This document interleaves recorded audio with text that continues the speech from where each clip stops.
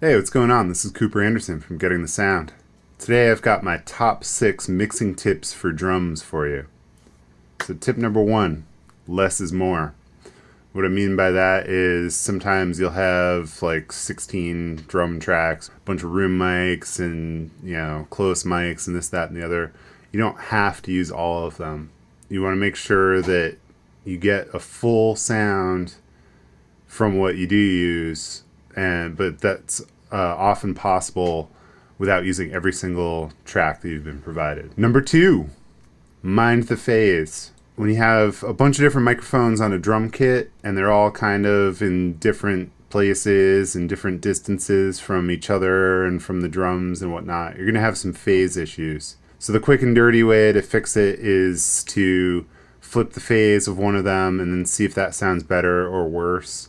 Or you can use more advanced plugins like Auto Align to partially flip the phase for you to get it back into shape. Or you can nudge around the track, so use sample delay or that sort of thing. There's a bunch of ways to fix it. Ideally, you would want to be recording and be mindful of that in the tracking process so you don't have to fix it later. So tip number 3 is panning.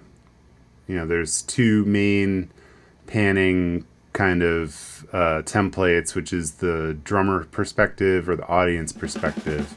So that's whether you're standing behind the drummer, right-handed drummer, you would hear the hi-hat on the left, you'd hear the ride cymbal on the right, and the toms would go from the high tom would be on the left and the low tom would be the right, etc., etc.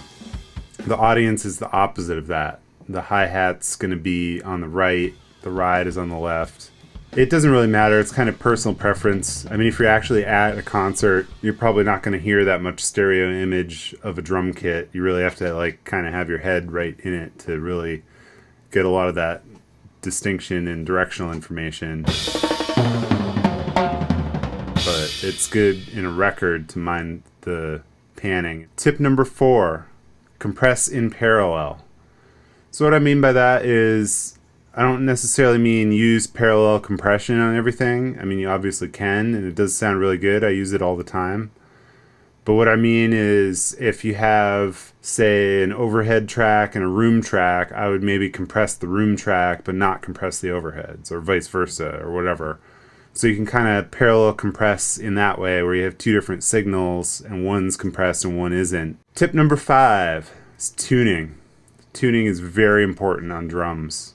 Again, ideally, you want to get this stuff sorted in the tracking phase. If that's not an option, you can use plugins like Waves Torque or just a pitch shifter in your DAW, and you can shift these drums up and down. Sometimes just a few cents or semitones will make a huge difference on your track. How it sits in the track, how it hits, how it vibes with the other instruments. Tuning is very important, especially for the kicks and the snares and the toms. Tip number 6, drum replacer is the last option. There's so many drum replacers out there. They have amazing sounds, probably better than any of us can get because they're done by the best engineers and the best studios, the best drummers and the best gear and the best. Most of us regular people don't have all that stuff at our disposal every day, so you don't want to necessarily use that as your go-to, A, because everybody else has these samples, and B, because at that point you're no longer having a unique record. You can have something distinct about your own drum sounds, and these days with plugins like Sonox, Drumgate, Waves Torque, and Waves Smack Attack, I mean, those 3 plugins, I can get pretty much any drum sound I want off any source recording. So I would always use drum samples as a last resort.